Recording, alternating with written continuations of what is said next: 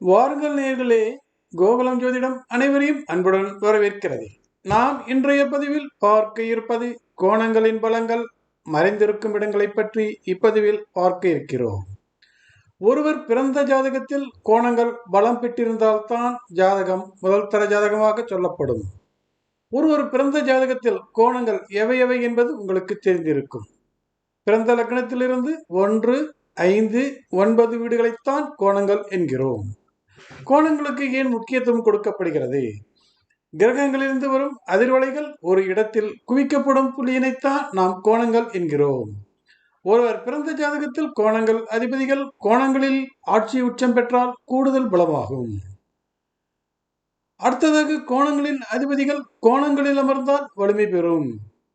இதற்கடுத்ததாக கோணங்களின் அதிபதிகள் இணைந்திருந்தாலோ ஒருவருக்கொருவர் கோண தொடர்பில் இருந்தாலோ வலிமை மிகுவாக பெறும். ஆனால் எல்லோருக்கும் கோணங்கள் முழுமையான அளவில் ஒளி பெற்றிருப்பதில்லை.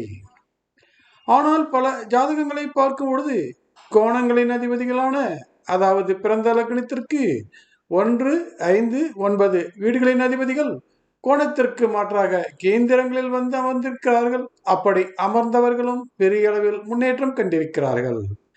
தெளிவாக சொல்வதென்றால், கோணங்களின் அதிபதியானவர் கோணங்களில் வலுப்பெற வேண்டும். கோணங்களின் அதிபதியானவர் கேந்திரங்களில் வலுப்பெற வேண்டும். கோணங்களின் வலிமையினை எப்படி ஆராய்ந்து பார்ப்பது என்பதை ஒரு உதாரண ஜாதகத்தினை வைத்து பார்க்கலாம் வாருங்கள். பாரத பிரதமர் நரேந்திர மோடி. இவர் பிறந்தது விருச்சிக லக்னம். லக்னத்தில் சந்திரன் செவ்வாய், கும்பத்தில் குரு, மீனத்தில் ராகு, சிம்மத்தில் சுக்கிரன் சனி, கன்னியில் புதன் சூரியன் கேது. இவருடைய ஜாதகத்தில் செவ்வாய் ஆட்சி பலம் பெற்று கோண கேந்திரம் பலம் பெற்றதால் பஞ்சமகா புருஷ யோகத்தில் உண்டான ருச்சக யோகம் கிடைத்திருக்கிறது. இவருடைய ஜாதகத்தில் பஞ்ச பரிவர்த்தனை யோகங்கள் எதுவும் கிடையாது. இவருடைய ஜாதகத்தில் மிக உச்சபட்ச பதவியினை பெறுவதற்கான காரணங்கள் இந்த யோகங்கள் போதுமானதாக இல்லை. வாருங்கள், இவருக்கு எப்படி கோணங்கள் உதவி இருக்கின்றன என்பதை பார்ப்போம். விருச்சிக லக்னத்தின் கோணங்கள் 1, 5, 9. 1ஆம் இடம் விருச்சிகம், அதிபதி செவ்வாய். 5ஆம் இடம் மீனம், அதிபதி குரு. 9ஆம் இடம் கடகம், அதிபதி சந்திரன். இவருக்கு கோணங்களை ஆளும் கிரகங்கள் செவ்வாய், குரு, சந்திரன். இவருக்கு கோணம் ஒன்றில் செவ்வாய் சந்திரன் இணைவு. செவ்வாய் சந்திரன் இணைந்து சந்திரமங்கல யோகம் தருகிறார்கள். கோணத்தில் செவ்வாய் ஆட்சி பலம் பெற்றதால் பஞ்சமகா புருஷ யோகத்தில் ருச்சக யோகம் கோணத்தில் கிடைத்திருக்கிறது. 3 கோண அதிபதிகளில் 2 கோண அதிபதிகள் பிரமாதமான யோகங்களை வெளிக்காட்டுகிறார்கள். அடுத்ததாக மற்றொரு கோண அதிபதியான குரு கேந்திரம் ஏறி சந்திரனோடு குரு சந்திர யோகம் வெளிப்படுத்துகிறார். இவருடைய அதிகாரமிக்க பதவி கிடைக்கப்பட்டதற்கு கோணங்களின் வலிமையும் கோணங்களின் அதிபதிகளின் தொடர்புமே காரணமாக அமைகிறது.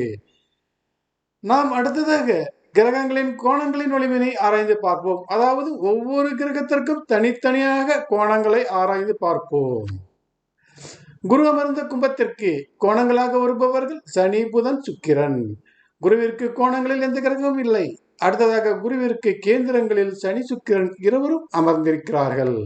இந்த கேந்திர அமைப்பானது உத்தியோகத்துடன் தொடர்பில் இருப்பதால் வலிமையான யோகத்தினை உத்தியோகத்தில் ஏற்படுத்தியிருக்கிறது. அரசாளும் பதவியினையும் இதுதான் கிடைத்திருக்கிறது.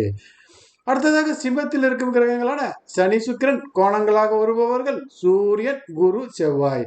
சனி சுக்கிரனுக்கு கோணங்களில் எந்த கிரகமும் இல்லை. ஆனால் சனி சுக்கிரனுக்கு கேந்திரங்களில் கிரகங்கள் செவ்வாய், சந்திரன், குரு ஆகிய மூவரும் வருகிறார்கள்.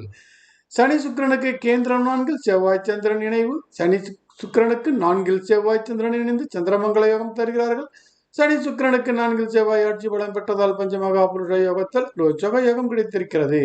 சனி சுக்கிரனுக்கு 7 குரு அமர்ந்திருக்கிறார்.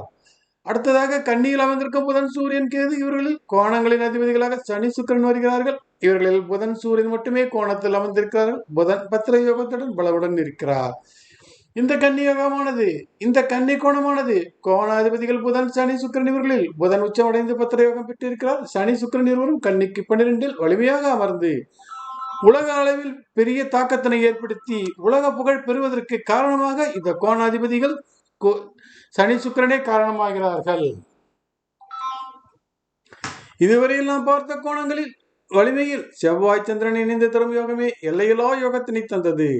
அடுத்ததாக குருவிற்கு கோண அதிபதிகள் சனி, சுக்கிரன். அடுத்ததாக புதனுக்கு கோண அதிபதிகள் சனி, சுக்கிரன்.